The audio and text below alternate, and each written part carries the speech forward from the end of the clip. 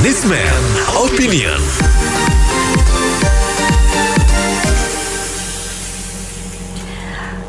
Kembali inilah Businessman Opinion, mengundang partisipasi Anda mitra bisnis untuk beropini melalui 633-9160. Ekonom Faisal Basri mengatakan proyek kereta api cepat Jakarta-Bandung sampai kiamat pun tidak akan balik modal.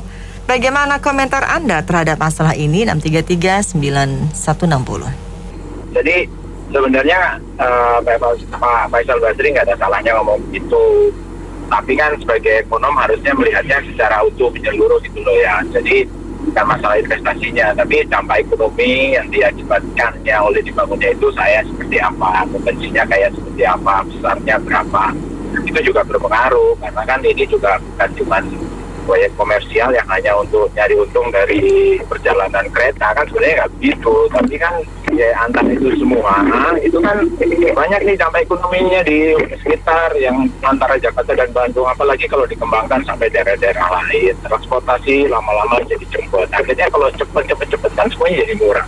Ya harusnya begitu, tapi ya nggak bisa instan, bisa bangun terus langsung untung ya nggak bisa. Mana ada bisnis model begitu juga nggak ada. Kalau dia dari satu sisi investasi memang tidak akan pernah balik, tapi bukan sisi itu yang dilihat. Makanya antara teori dengan praktek amanah ekonomi itu berbedanya di situ. Kalau orang yang di teori aja lihatnya dari satu sisi itu, tapi ini kan tidak. Kita harus lihatnya secara global.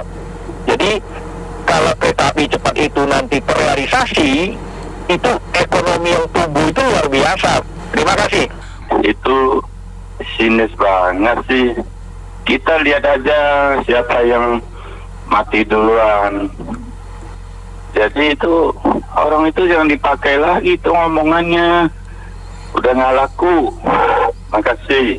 Ya, saya lihat ya Faisal Basri itu sekarang ini nggak tahu kenapa kena pengaruh apa, apakah masih waras atau enggak, itu pandangan ekonominya. Tapi banyak kan nyinyir belakangan ini, benar-benar saya nggak simpati lagi sama beliau ini. Bukan sama RG, Rocky Gerung, siapa lagi yang itu mantan orang BUMN itu. Ya pasukan dengan itu lah, pokoknya pasukan sakit hati atau apalah namanya pakai. Tapi nggak, pokoknya penilaiannya nggak banyak nyinyirnya gitu, nggak fair. Oke deh, makasih ya. Pak Faisal Bahri ini kan udah pengalaman, dia tahu hitung-hitungannya, pasti udah dihitung-hitung, jadi dia bisa komen begitu. Yang kedua, saya kurang paham apa ya perlu balik modal apa enggak. Karena kan sifatnya itu investasi Indonesia dengan Cina atau dengan siapa gitu ya. Ya rentetannya yang penting manfaat buat Indonesia, bukan hanya cari untung aja, manfaatnya bisa dalam bentuk-bentuk lain. Terima kasih. Pasti sampai kiamat pun dia nggak akan bisa menjadi calon pemimpin karena sudah gagal. Ekonom itu bukan melihatnya lurus, garis lurus. Side effect daripada investasi itu apa saja? Ini yang membangun negara, walaupun dengan cara uangnya adalah business to business awalnya, karena pada saat itu Pak Jokowi meminta pengusaha lokal, tidak ada yang mau, tidak ada yang berminat. Kenapa? Karena semua pada takut, belum tahu kredibilitas Pak Jokowi bagaimana, sehingga mau nggak mau BUMN yang diberi tugas karena ngebut, sehingga semua BUMN ya pasti akhirnya BUMN juga nggak kuasa dan akibat dari pandemi juga. Akan tetapi semua itu ada hitam di atas putih. Jadi kalau dengki seperti yaitu ya tukang ramal di Amerika, nggak usah deh ngomong yang namanya Indonesia ada underground hutang dengan Cina lah, ada yang entahlah apa Pak Jokowi apalah. Pokoknya yang penting kita percaya Pak Jokowi dan Indonesia harus bisa maju. Makasih. Begini aja Pak, ini prinsipnya kalau menurut saya apa yang sudah diperjuangkan oleh Pak Jokowi sampai 7 tahun beliau memerintah negeri ini, kita sudah banyak melihat betapa bagus prestasinya beliau ya. Bahkan luar negerinya sekarang sudah bisa melihat betapa majunya Indonesia sekarang di dunia internasional. Bahkan kemarin saya ada baca berita bahwa diperkirakan oleh CNBC Indonesia itu bahwa Indonesia akan bisa menduduki peringkat keempat dunia di tahun 2030. Panjang ini pendapatan Indonesia ini semakin lama semakin berkembang. Jadi pasti banyak yang sinis ataupun apapun itu yang tidak mendukung Pak Jokowi. Kita bisa melihat bahwa mereka-mereka ini yang memang dalam tanda kutip ya, yang anti Pak Jokowi selalu melakukan pernyataan-pernyataan yang sangat negatif begitu. Jadi kita lihat aja apa yang kita rasakan, dampak yang dirasakan dari pekerjaan Pak Jokowi dan dunia internasional juga kepada kita gitu. Kalau Faisal Basri, Riza Ramli, Rocky Gerung, dia dulu itu satu kelas duduknya. Jadi sebab-sebab jadi saling ngontek. Kalau dilihat dari nilai ekonominya aja, berapa itu jangankan ke Jakarta Bandung. Jakarta Bogor ini juga nggak masalah balik modal, cuman perkembangan ekonomi setelahnya apa? Misalnya daerahnya berkembang, ada perumahan, ada pabrik, dan segala macam. Itu yang luber, bukan nilai bolak-balik modal bikin keretanya. Jadi kalau dia ekonomi itu berpikir, dia harus berpikir secara luas, secara Indonesia. Dan Pak Jokowi melakukan itu secara Indonesia, pikir bukan hanya ekonominya aja, tapi efek daerah-daerah sekitarnya. Makasih. Mana mungkin ada proyek yang tidak akan pernah balik modal. Yang ada itu balik modalnya lama sekali. Dan proyek seperti kereta api cepat Bandung ini kan memang proyek infrastruktur. Udah pasti memang tujuan utamanya memfasilitasi percepatan pembangunan. Terima kasih. Kalau menurut saya, memang kalau infrastruktur mungkin agak susah dihitungnya secara bisnis scalable-nya. Tetapi kalau dari sisi apa yang diutarakan oleh Faisal Basri, kelihatannya ada indikasi syarat dengan korupsi dan lain-lain. Mungkin itu yang perlu dicermati. Terima kasih. Itu Pak Faisal Basri orang jujur, Bu. Ini yang nggak jujur nih pemimpin kita nih. Pakai uang rakyat seenaknya, semau dia. Ya, banyak proyek-proyek kebangkalai. Yang Jakarta mau banjir yang dibangun Kalimantan. Kelewatan juga ya. Tadi awalnya coba waktu pemilu dia kampanyenya saya mau bikin ibu kota baru. Ya saya sih terus terang saya nggak bakal pilih itu. Makasih. Memang ini aneh banget ya baiknya dari awal. Saya melihat alternatif ke Bandung juga sudah banyak. Waktu itu pernah banyak travel, semuanya travelnya bangkrut. Karena kereta juga sudah ada semuanya dari Gambir ke Bandung. Buat apa lagi? Dan yang saya dengar kemarin memang keretanya itu di settingnya nggak full speed gitu. Karena kalau mau cepat ya naik pesawat, kalau mau kedua cepat naik kereta, kalau mau lebih lambat lagi pesawat darat. Nah itu memang pilihan. Saya nggak tahu kenapa di Indonesia transportasi di settingnya aneh-aneh gini. Dan sekarang ada proyek kereta api cepat mau dikasih speed berapa? Kalau 300 km per jam, Jakarta Bandung cuma 120 menit ya, mungkin 20 menit mau sampai Bandung, tapi berhenti sekali ya. Dan itu biayanya juga tinggi. Kenapa? Karena membangun baru gitu. Mungkin nanti besarnya adalah sampai Surabaya atau sampai Bali, ya itu baru bagus.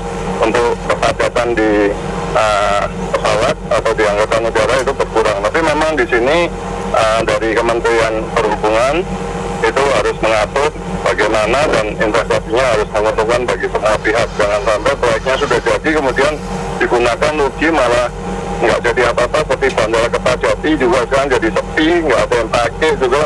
Ya, untuk digolin untuk siapa saya juga nggak tahu. Terima kasih. Ya kalau kiamatnya tahun depan atau 10 tahun lagi memang nggak kebayar sih. Tapi kalau kiamat siapa yang tahu kan.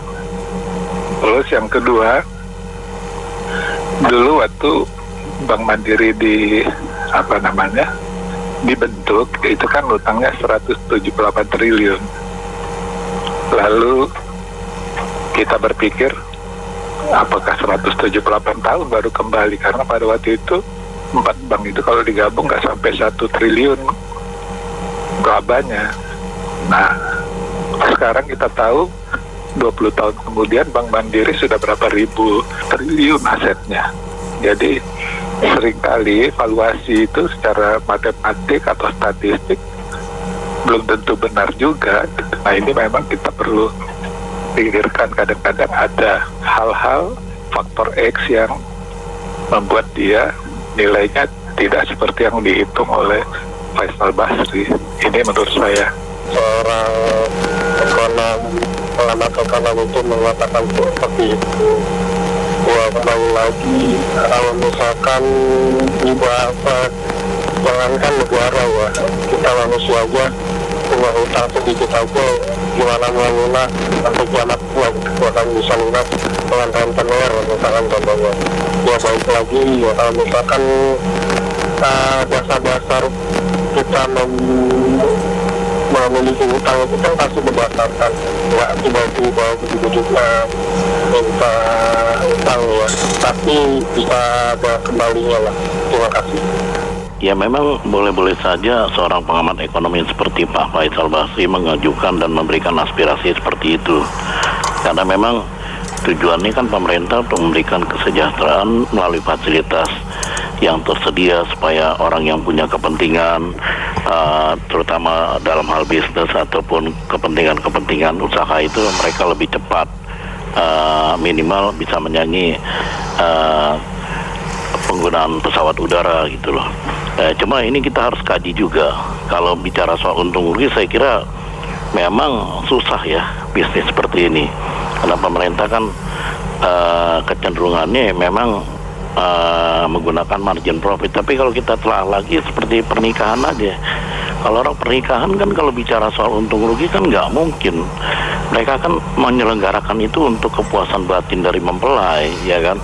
Artinya mereka bisa menggunakan itu walaupun nggak balik modal, tapi mereka bisa nikmati. Nah ini kembali lagi, saya kira kalau masalah untung rugi atau tidak kembali, saya kira itu kan tanggung jawab pemerintah ya, di mana dia akan memberikan kesejahteraan. Jadi ini terpulang dari kebijakan pemerintah juga. Saya kira tidak seperti menggunakan keuntungan atau margin profit yang besar. Mungkin penggunaan utama aplikasinya finalnya itu adalah memberikan fasilitas buat pemakai kereta api tersebut. Saya kira demikian. Ya, terpulang itu nggak balik modal sampai kapanpun juga, itu saya nilai itu keberhasilan negosiasi dari pihak negara China ya. Karena mungkin kalau nggak salah dulu awalnya Jepang itu minta jaminan pemerintah, kalau China nggak perlu, jadi B2B saja. Cuma kan mereka, pemerintah China pasti mikirnya gini, nggak mungkin kalau udah setengah jalan itu misalnya proyeknya membengkak budget dan lain akan ditinggalkan, rugi makin besar. Jadi mereka pikir untuk government ikut campur, pasti government harus ikut campur gitu loh. Itu keberhasilan sebenarnya. Kedua, sejak kapan sih BUMN kita bisa balik modal? Kayaknya hampir nggak pernah ada ya. Nah, ini ya, koreksi kalau saya salah. Makasih. Ya, mungkin perhitungan untung ruginya ya belum tentu untung. Seperti juga banyak rel yang di Tiongkok juga ya. Tetapi yang harus dipikirkan juga adalah efek dominonya. Itu saja, Bu. Terima kasih. Aneh saja ya pemerintah kita ini ya. Keretanya katanya biayanya tidak ditanggung APBN ngomongnya. Tapi sekarang memaksakan APBN yang menanggung. Sampai kapanpun tidak akan kembali juga modal.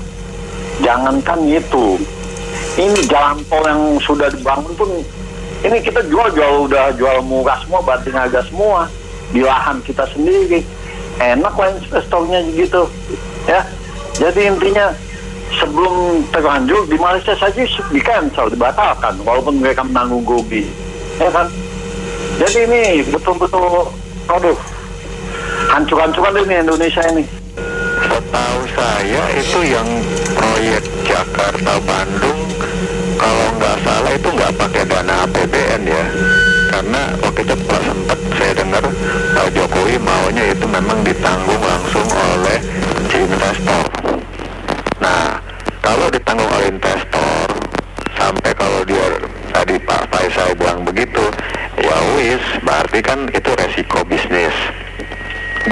balik nggak balik kan risiko bisnis, ya itu ke satu. Kedua, kalaupun APBN yang tanggung, berarti kan porsinya kecil, nggak mungkin ditanggung APBN semua. Nanti mau gimana mau bayar gaji pegawai dong kalau semuanya ditanggung APBN.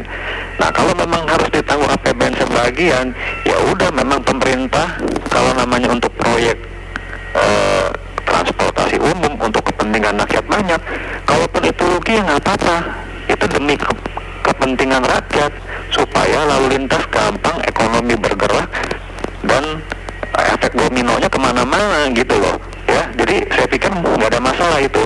Makasih.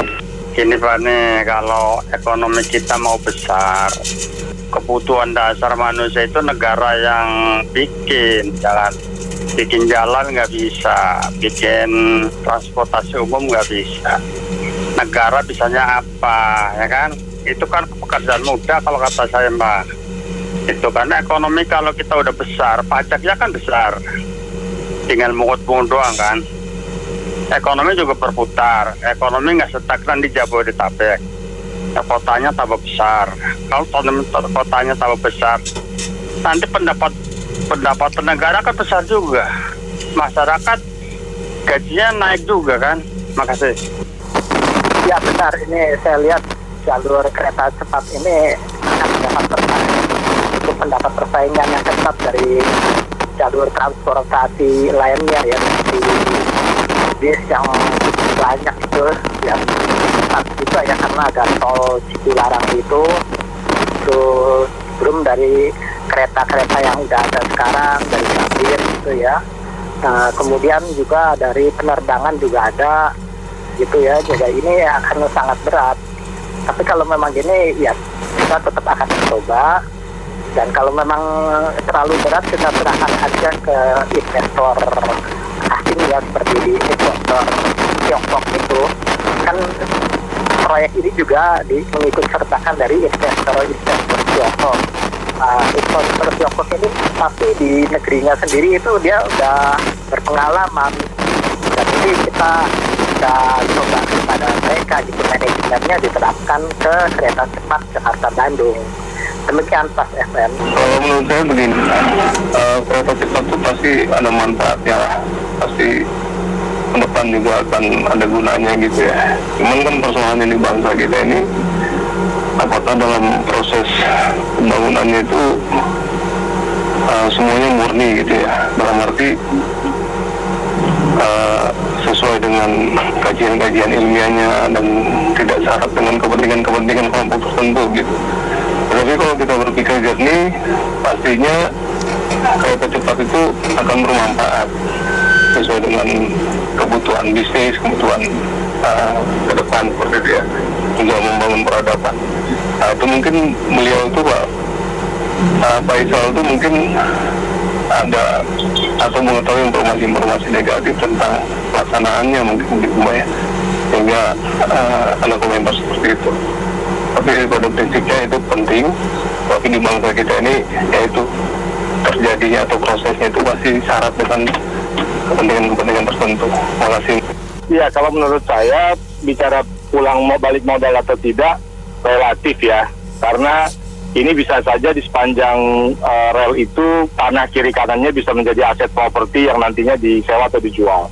Tetapi maksud dari Pak Faisal Basri barangkali adalah nilai manfaat memang harus kita pertanyakan, karena dengan adanya Cikampek Elevated, adanya Cikampek yang di bawah juga, jalan menuju Bandung juga banyak gitu ya, itu apakah kereta cepat ini menjadi begitu prioritas, apalagi harus dibiayai oleh APBN. Kalau dibiayai oleh B2B, oleh bisnis ya nggak apa-apa, tetapi kalau sampai APBN ikut campur, rasanya apa tidak lebih bagus bangun jalan di provinsi yang lain daripada kereta cepat. Tapi kalau untuk balik modal nanti tentu tanah-tanah itu bisa dilego sedemikian rupa untuk membiayai. Terima kasih. Kalau dikatakan tidak akan balik modal, sebesar apapun investasi pasti akan balik modal, tetapi mungkin waktunya lebih panjang dari yang wajar. Kenapa? Karena mungkin frustasi Faisal Basri lalu apa yang terjadi di belakang. Tapi tidak boleh menimpakan kesalahan pada pemerintah yang sekarang. coba mesti tanyakan ke Pak JK sama Bu Nini. Terima kasih. Dia kalau menurut saya sih emang dia siapa gitu loh. Dia kan baru ahli ya, bukan Tuhan. Mau sampai kiamat, emang dia tahu kiamat itu akan kapan. Jadi nggak usahlah negatif thinking, biarkan saja proyek ini berjalan. Toh nanti akan menikmati bukan kita saja, tapi kan ada anak cucu kita nanti ke depannya. Gitu loh. Terima kasih. Baik, terima kasih banyak karena mitra bisnis yang sudah beropini untuk Businessman Opinion. Saya Nena Amelia.